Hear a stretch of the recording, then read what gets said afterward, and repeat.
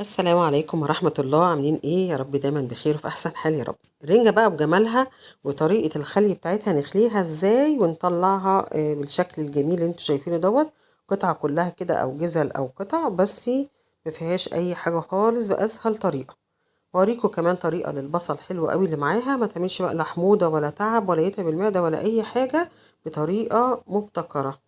هنشوف كمان سلطة الطحينة الجميلة دي عملناها ازاي. الأول هنبدأ بسم الله ونعمل شوية طحينة على السريع كده. عندي دي طحينة خام خالص ما هياش عليها أي حاجة. وعندي طبعا الرنجة أنا بجيبها اللي بتبقى فاتحة شوية، ما تكونش اللي هي كاتمة قوي أو غامقة، أو يكون فيها اللي بتبقى صفرة قوي دي، لا هي ديت اللي بتبقى جميلة ودلع، طبعا بتأكدي عليه إنها دلع. عندي بقى الطحينة الخام خالص أهي، حطيت عليها شوية خل. والخل مهمته ان هو هيعمل تحلية او يحل زي ما احنا بنقول كده الطحينة، او يخليها انها تفك على طول. هقلب اقلب بسرعة، بصوا تلاقوها تماسكت ازاي وبقت عاملة زي العجينة كده، علشان انها تبقى تحل. انا حطيت بقى عاوزة تحطي لبن عاوزة تحطي مية براحتك، بس انا لو موجود لبن بحط لبن، مش موجود بحط مية، مفيش اي مشكلة خالص. افضل اقلب بقى علشان ان انا افكها من بعضها خالص كده بالمنظر اللي انتوا شايفينه ده. هعصر بقى ليمونتين تلاتة زي ما انت عايزة، حجمه صغير حجمه كبير برضو زي ما انت عايزة. وبعدين هقلبها كويس قوي، ولو احتاجت شوية مية هحطهم، لو احتاجت لبن، بس انا لو زودت هزود مية بعد كده. وهلاقيها خفيفة كده بالقوام اللي انتوا شايفينه، لانها برضو هتتقل بعد كده شوية. عندي بابريكا، البابريكا ديت انا بحبها جدا يا جماعة، هحطها. واحط شوية كمون كمان، وهقلبها واركنها بقى على جنب، لان كده هستنى بقى لما اعمل الرنجة عشان احطها عليها او احطها جنب. هنيجي بقى نخلي الرنجة، وهقول لكم طريقتين نخلي الرنجة. اول حاجة طبعا هقطع الراس ديت، احنا مش بنعمل بيها اي حاجة خالص، وهاجي على الرنجة على الديل كده، وهفصل الجلدة عن اللحم. مجرد بقى اعمل بس بالسكينة فتحة صغيرة كده، وابدأ اقشر الرنجة. خلي بالكم لما تشوفوها كده بتقطع معاكم، او الجلدة مش بتتقطع كلها على بعضها كده، معناها ان الرنجة ما شاء الله دلع جدا حلوة، فعشان كده بتتقطع كده. انا هقطعها حتة حتة بس عشان ما اطولش الفيديو، اوريكم الناحية التانية كمان هتبقى عاملة ازاي، وهقطعها بقى انا براحتي واوريها لكم في الاخر. مجرد ما افصل بس حتى بايدي مش لازم سكينة، والجلدة بتتفصل معايا سهلة اهوت عن اللحم خالص. وخليني بس بالراحة معاها واحدة واحدة كده، لانها بتبقى ما شاء الله دلعة، فعشان ما تقطعش منك جامد او يطلع معاكي منها جامد في الجلد، زي ما انتوا شايفين بالشكل ده كده.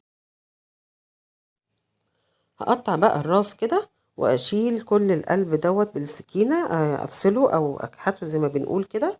وبعدين هنا انا قررت ان انا اقطع الرنجاية 4 ارباع، فهقطع كل ربع لوحده زي ما انتوا شايفين بالمنظر ده. تبقى سهلة جدا انها تطلع معايا، واسيبها الشوك كده لوحده، وهي طالعة معايا كده ما شاء الله جميلة ونضيفة ومفيهاش اي حاجة. متنسوش طبعا البطروخ المرمل لو موجود جواها بيبقى جميل جدا. هنيجي بقى للطريقة التانية. عندي رنجاية جميلة اهي، هشيل الراس الأول، وبعدين هفتحها كده من البطن زي ما انتم شايفين في الفيديو. وهجيب بقى مناديل واشيل كل البطن وكل الأمعاء وكل الحاجة اللي جواها دي. أنا طبعا كده متأكدة ان هو مفهوش بطروخ، لو في بطروخ هشيله الأول، لكن هو كده تمام، نضفتها تمام.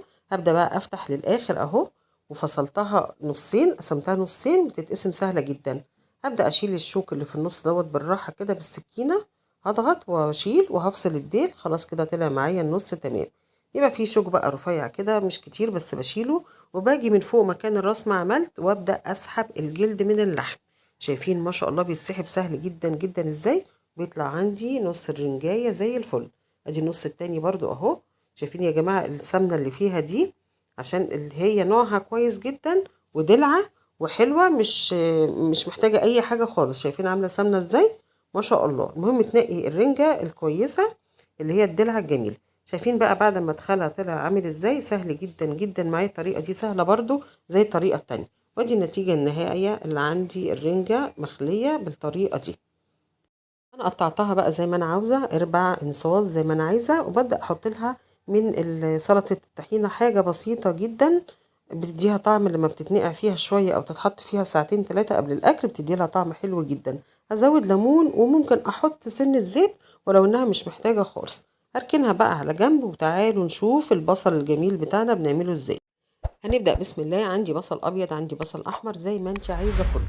الناس اللي بتقول البصل بيعمل معايا حموضة، ولما باكله خاصة لما بناكله مع الفسيخ أو الرنجة بيعمل عندك حموة أو حموضة أو بيبقى تقيل، فأنا هوريكم الطريقة دي بقى، طريقة مبتكرة جديدة. وهتعجبكم ان شاء الله وهتكون حلوة جدا معاكم.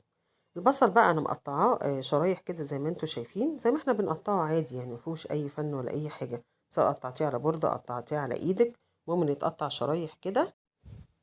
بعد ما تقطعيه كده اوعي تحطي عليه ملح، بنحط عليه سكر. ايوه زي ما سمعتي، انا بحط عليه سكر. السكر بيمتص اي حاجه فيه، اي غازات فيه، اي حاجه.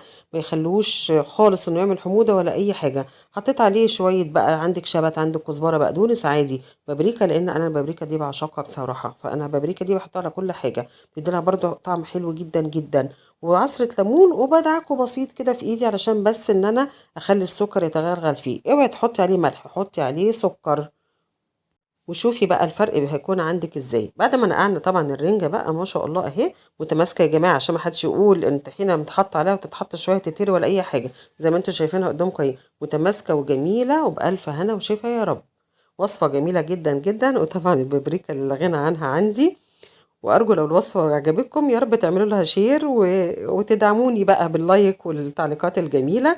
ودمتم يا رب دايما بألف خير، وكل عام وانتم بألف خير دايما يا رب.